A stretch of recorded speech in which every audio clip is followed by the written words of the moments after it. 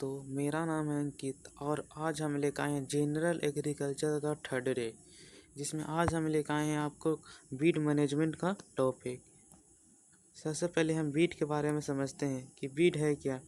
Weed weed एक any unwanted plant होता है जो कहीं भी ग्रो करता है out of place and out of time, उसे कहते हैं वीड। सबसे पहले वीड होता है जो एक जर्मनिक वर्ड से लिया गया था, जिसका अर्थ होता है वेट। और आपका डच वर्ड से लिया गया है, डच वर्ड से लिया गया था। सबसे पहले डच वर्ड में आया था, डच वर्ड में आया था, तो उसमें आपका अर्थ होता है डच वर्ड में डच वर्ड से लिया गया था DUTCH, जिसमें आपका लिया था वेट, और इसी में आया था आपका वीड, दोनों से लिया गया था। वेट अंधे में टी था, वीड था। उसके बाद आपको इंग्लिश वर्ड में इसका वीड हुआ। वीड क्या था, तो weed is any unwanted plant can be grow out of place and out of time, it is a called off weed. उसका बाद है कि वीड एक ऐसा अनडिजाइल प्लांट होता है जो can be grow without agriculture practices के ग्रो हो जाता है, उसे कहते हैं वीड।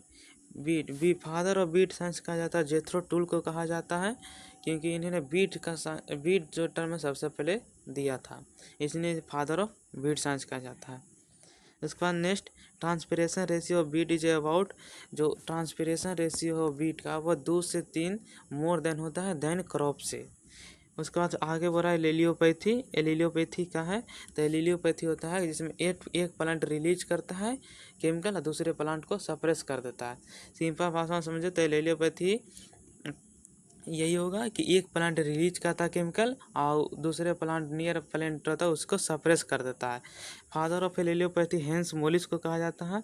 इन्होंने 1937 ईस्वी में एलिलियोपैथी टर्म 1937 में एलिलियोपैथी टर्म दिया था। फादर ऑफ एलिलियोपैथी हेंस मोलिस कहा जाता है। पार्थेनियम जो कोज कहता है स्किन या एलर्जी कोजेज कर देता है। पार्थेनियम को कहा जाता है किंग ऑफ वीट के नाम से जाना जाता है। उसके बाद बोला है आर्जिमोन मैक्सिकाना और मस्टर्ड सीड जो होता है वो आपके ड्रॉप ब्लाइंडनेस, ह्यूमन में ब्लाइंडनेस का कोशिश करता है। या तो आपका मदार का पौधा भी होता है, वह भी ब्लाइंडनेस का कोशिश करता है ह्यूमन में। लंटेना कमारा में उसमें जो टॉक्सिक सब्सटेंस होता है उसे कहते हैं लंटेना डेन ए। अभी आपको हम बताए थे एलिलियोपैथी होता है जिसमें एक प्लांट रिलीज करता है केमिकल और दूसरे प्लांट को सप्रेस कर देता है, उसको इनहिबिट कर देता है, ग्रोथ को इनहिबिट कर देता है, उसके लाइफ साइकिल को इनहिबिट कर देता है। उसके बाद आप आगे बोल रहा इफर्मल वीड। इफर्मल का है, इफर्मल में होता है कि वैसा प्लांट या वैसा वीड जो अपना लाइफ साइकिल 2 से 4 वीक में कंप्लीट कर लेता है, उसे कहते हैं इफर्मल वीड। जैसे में फाइलेंथस न्यूरी, उसे फॉर्मल वीड में आता है। मिनिक्री वीड वैसा वीड को कहते हैं जो सिमिलर होता है अपने मॉर्फोलॉजिकल के करेक्टर के आधार पर, इसे अलग करना बहुत ही डिफिकल्ट होता है। जैसे आप लीजिए वाइल्ड ओट के साथ अगर बीट का सीड का मिश्रण कर देते हैं, मिक्स कर देते हैं, इसे बहुत डिफिकल्ट होता है सेपरेट करना। अगर सेंसर मैकेनिज्म क्या है, तो सेंसर में क्या पता सीड डिस्पर्सल का मेथड होता है। सीड डिस्पर्सल का जो बीन द्वारा आता है उसमें सेंसर मैकेनिज्म के थ्रू होता है। जैसे मैच्योर जो फ्रूट होता है ना, उसका जो स्प्लिट कर जाता है, ओपन और जब फ्रूट होता है तो उसमें एक प्लेस से दूसरे प्लेस में ट्रांसफ़र हो जाता है। एक thermal death point of the plant होता है, जिसमें अगर मिनिमम मैक्सिमम पॉइंट पर प्लांट होता है जो कभी डेथ कर जाता है, इसलिए थर्मल डेथ पॉइंट होता है 45 से 55 डिग्री सेल्सियस। रवनिंग क्या है, जब बर्निंग के बाद जब ड्राई मैटर को फील्ड में डिस्ट्रॉय कर देते हैं वीट को, उसे कहते हैं रवनिंग। या मोस्टली कोनकन एरिया में किया जाता है बिफोर द पैडी नर्सरी। और आज हम जानेंगे कि हर्बिसाइड क्या है, हर्बिसाइड कौन है, हर्बिसाइड का ट्रेड नेम और कौन सा क्रॉप में यूज किया था, कौन सा हर्बिसाइड। हर्बिसाइड हर्बिसाइड एक केमिकल टॉक्सिक सब्सटेंस। हर्बिसाइड एक केमिकल मेथड के थ्रू वीड का मैनेजमेंट करने का एक मेथड होता है। हर्बिसाइड एक लैटिन वर्ड से लिया गया है जिसका मतलब हरवा और सीडर। हरवा मतलब होता है प्लांट, सीडर मैंने किल करना। हर्बिसाइड एक ऐसा केमिकल सब्सटेंस होता है या ऐसा सिंथेटिक केमिकल होता है जो टारगेट ऑफ प्लांट को किल करता है, उसी को कहते हैं हर्बिसाइड। हर्बिसाइड बहुत सारा टाइप का होता है, बहुत ही सारे के आधार पर। जो मुख्य होता है वो आपको मुख्य जो होता है वो हर्बिसाइड जो मुख्य होता है जो आपको टाइम ऑफ एप्लीकेशन के आधार पर ये आपको 4 भाग में होता है। एक प्री प्लांट इनकॉर्पोरेशन, एक होता है आपका प्लांट प्री इमरजेंस, दूसरा है पोस्ट इमरजेंस, एक होता है yearly post emergence. Pre planting का ऑपरेशन होता है कि क्रॉप के सोइंग करने से जस्ट पहले दिया जाता है, 1 से 2 दिन पहले, जस्ट पहले दिया जाता है, उसे कहते हैं प्री प्लांटिंग इनकॉपरेशन। फिर प्री इमरजेंस, जिसमें होता है कि क्रॉप के सोइंग के बाद दिया जाता है, लेकिन ना वीट का इमरजेंस होता है और ना ही क्रॉप का इमरजेंस होता है, उसे कहते हैं प्री इमरजेंस। और काफ़ी ईयरली पोस्ट इमरजेंस, इसमें क्या होता है, ये मोस्टली आपको पोटैटो के फील्ड में देखने को मिल जाएगा, जिसमें वीट का इमरजेंस हो जाता है लेकिन क्रॉप का इमरजेंस नहीं होता है। पोटैटो के फील्ड में पोटैटो को सोइंग के 15 से 20 दिन के बाद पाराक्वट या डाइकोट का स्प्रे किया जाता है। एक होता है पोस्ट इमरजेंस, ये आपको जिसमें क्रॉप का भी ग्रो हो जाता है, इमरजेंस हो जाता है, और वीट भी इमरजेंस हो जाता है, तब इसको क्रॉप को सोइंग के 30 से 35 दिन के बाद दिया जाता है। ये मुख्य फिर पोस्ट इमरजेंस होता है जो स्टैंडिंग क्रॉप में दिया जाता है। उसके बाद हम आगे जानते हैं कि कौन हार्बिसाइड कौन सा ट्रेस है। जैसे 240 आपको मार्केट में फेरनो एक्जोन 30 WPS से मिल जाएगा। ये मोस्टली राइस और बीट में यूज किया जाता है। फिर डिकम्बा जो हो गया, बानवेल के नाम से आपको मार्केट में मिल जाएगा, ये आपका बीट हो गया। फिर सिमराजिन हो गया जो टैप्सिनेज हो गया, तुम्हारा एट्राजिन हो गया जो एट्रोट्रोप हो गया, एट्रीब्यूजिन हो गया जो सेंसर हो गया, पाराकट हो गया जो ग्रामेक्सन हो गया, बिडोल हो गया, इसमें थायोबेंजोकार हो गया जो पुलरे हो गया, एल्चोर हो गया जो लासो के नाम से आता है आपको मार्केट में, बीटा क्लोर हो गया जो मेचेट हो गया, फुलरा क्लोरिन हो गया जो वेसिलिन हो गया, और बाद पेंडामेथिलीन हो गया स्ट्रॉम का हो गया, ग्लाइसोफेट हो गया जो राउंडरप या ग्लिसोर के नाम से जाना जाता है। अब ये आप देख लीजिए, जो सीमाजिन होता है वो मेज और शुगर के निकले कि मेज में बहुत बेस्ट होता है।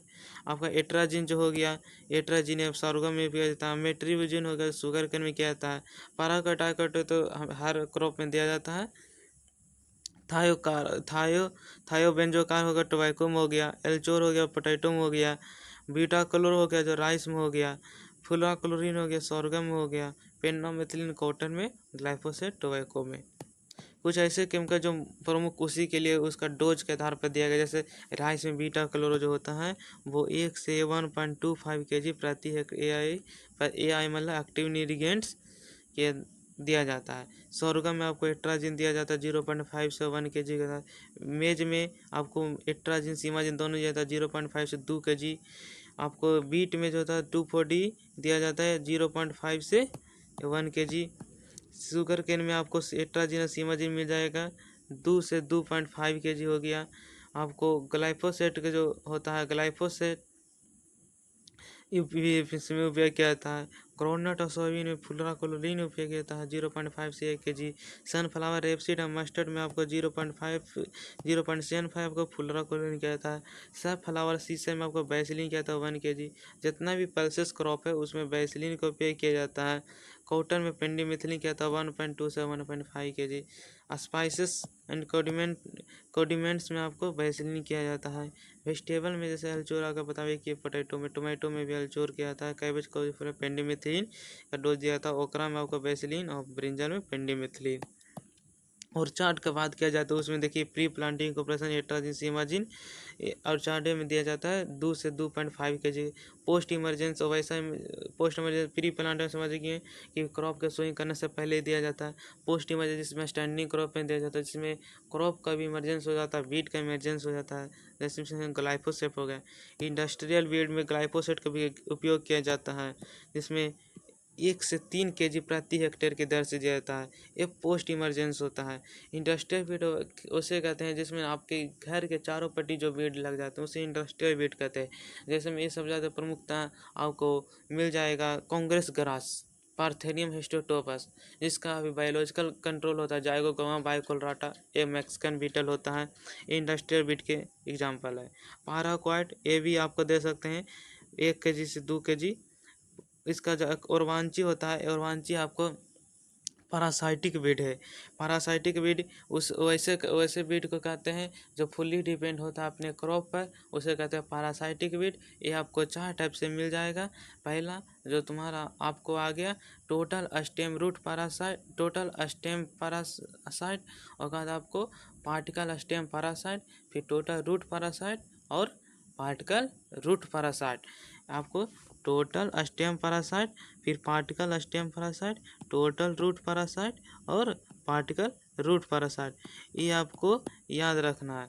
ये आपको इसका टोटल कस्कूटा हो गया, इसमें आपको कस्कूटा हो गया, इसमें पार्टिकल स्टेम में लेंथरस हो गया, आपको टोटल रूट में आ गया और वांची हो गया, और पार्टिकल रूट में आपको अस्ट्रिगा हो गया, अस्ट्रिगा हो गया, अस्ट्रिगा हो गया।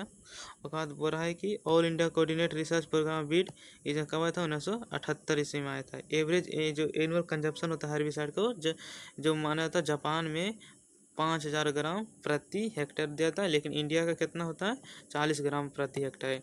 उस इंडिया में सबसे ज़्यादा कौन सा स्टेट में कहता है, तो ये आपका पंजाब में हो गया। पंजाब में सबसे ज़्यादा हर्बिसाइड का उपयोग होता है। कौन सा क्रॉप में सबसे ज़्यादा किया जाता है, तो क्रॉप के बाद किया जाता है पैडी में सबसे ज़्यादा इसका हर्बिसाइड का यूज किया जा रहा है रिसेंटली टाइम में। उसके बाद कॉटन है। उसके बाद इसमें बात किया जाए आगे, कैपेसिटी ऑफ हर्बिसाइड का production of India is 6000 ton प्रति हेक्टेयर होता है। एडजुवेंट क्या होता है, एडजुवेंट होता है जो हर्बिसाइड की एक्टिविटी को इम्प्रूव कर देता है, उसे कहते हैं एडजुवेंट्स। जैसे आपका ग्लिसरॉल हो गया, हुमिकेंट हो गया, हाइग्रोस्कोपिक एजेंट हो गया। एंटीडोट क्या होता है, एंटीडोट एक ऐसा केमिकल होता है जो प्लांट को प्रोटेक्ट करता है हर्बिसाइड के टॉक्सिसिटी या उसके इफेक्ट से, उसे कहते हैं एंटीडोट। एक कीमोफाइट क्या होता है, कीमोफाइट होता है बीट प्लांट या बीट प्लांट स्पेसीज या प्लांट बीट टॉलरेंट होता है स्पेसीज या प्लांट डेवलप होता है प्रिवेलेंट जो स्पेसीज होता है ड्यू टू रिपीटेड। अगर हम हर्बिसाइड का रिपीटेड यूज कर देते हैं तो वो बीट होता है जो टॉलरेंट हो जाता है। उससे बचने के लिए केमोफाइट केमो टाइप कहते हैं। अनचोड बीट क्या होता है, एक्वेटिक बीट जो फैमिली रूट होता है बॉटम में सॉइल होता है उसे कहते हैं अनचोड बीट। ल्यूकस स्पेरा कुछ ऐसे होता है जिसको उपयोग करता है आपको बीट एक बेनिफिशियल के रूप में उपयोग किया जाता है, जिससे आप मेडिसिन का उपयोग करते हैं। जैसे ल्यूकस स्पेरा, ल्यूकस स्पेरा का उपयोग कब किया जाता है, जब स्नेक बाइट कर लेता है। उसके बाद देखिए आपको अस्ट्रिगा का उपयोग डायबिटीज में किया जाता है। न्यूरी फाइलेंथस न्यूरी का उपयोग जॉन्डिस में किया जाता है। एक डंगी का उपयोग किया जाता है बाउंड हेडिंग में किया जाता है। आपको जैसे कुछ ऐसा जैसे इंडस्ट्रियल में यूज किया जाता है, जैसे सीप्रस रोटेंडर का जो रूट होता है उसका उपयोग अगरबत्ती बनाने में किया जाता है। फिर उसके बाद बोल रहा है कि चैंडवेल beet crop is a independent beet is a called चैंडवेल। उसका नेक्स्ट चलते हैं, जर्मिनेशन ऑफ एस्ट्रिगा होता है ना, जिसमें जो इनहिबिट करता है वो उसमें 2 केमिकल होता है, एस्ट्रिगोल और लाइकोफोल।